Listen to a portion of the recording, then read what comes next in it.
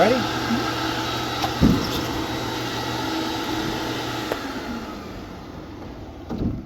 right, take out the vacuum here that I use.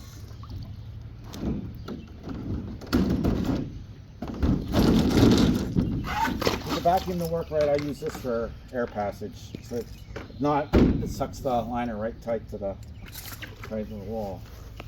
So this video is going to be on what to do to put your return line and your skimmer, cut your skimmer and return line holes. You know, I don't have time to wait till the water's full, but if you're doing this on your own, I'd wait till the water's like all the way up to here, just short of the return line. Then you know everything's stretched into place. This liner here fits really good, so it's going to be relatively easy to do. Use your foot, hold it down. And then when I cut the return line hole, a lot of times it's nice not having a rail on, but we've already got it all back together. Cut from the outside. One thing I've learned from experience that I do is I don't cut the very bottom of the hole. I cut a little bit straight across, and then from the outside you can just use the steel of the wall as a template to cut right around there. And the reason I do this is because sometimes, especially if the liner fits tight, sometimes it will stretch down later, and you don't want it to stretch beyond the gasket. But that little bit is just kind of like safety.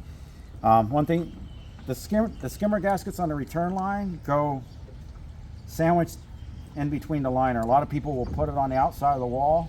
If the water gets there, you got a problem. So I'll put the gasket in between, stick this through. You don't want to drop it because then it's really hard to get out from down there. Get the return line in place, and then you'll just take the nut and tighten it up. Hand tight is actually usually good enough.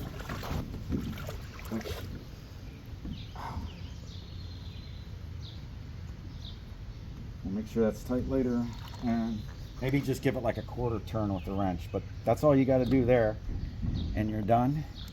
And then the skimmer over here, so we're doing a liner change here. This old gasket's still in really good shape.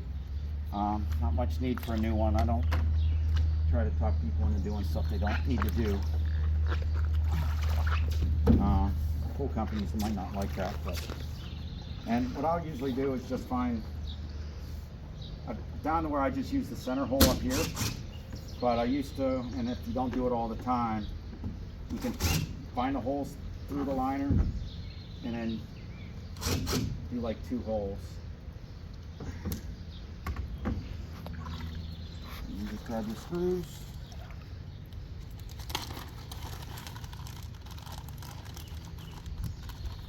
This particular skimmer we're doing here, that's why we got the gasket on here. This is the rapid flow skimmer. There's a separate video I already did on it. I'll link it in the description. It's unusual because of the way it mounts to the wall. Most of them, the gasket will already be here when it's pre-hung with a butterfly gasket. But this particular one has this style gasket. You only need one of them, you don't need 2. So just make sure you got the liner pushed all the way down. Tighten it up in that hole. Come over here. That way you know you got it square. All the rest of the holes are right. Again, making sure the liner's stretched down in place. If you're full, you don't got to worry about it because the liner is stretched in place. And just go around and shoot them in. You don't want to go too tight. You can kind of watch and see how it snugs up against the gasket to know that you're tight enough.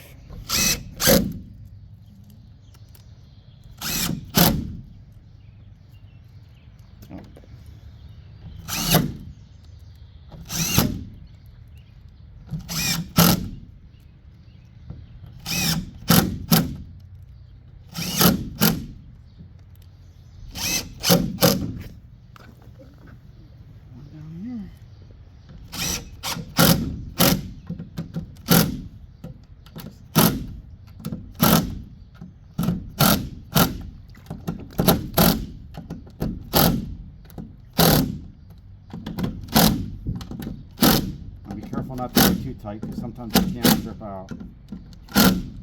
And I might, no, those ones are good. Actually, if you don't do it every day, you probably should just do the last little bit with this.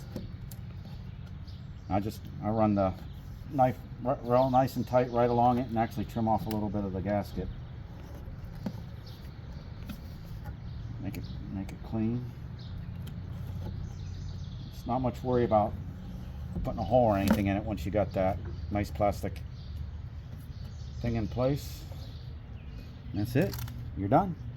That's how you finish off the skimmer and the return line on an above ground pool.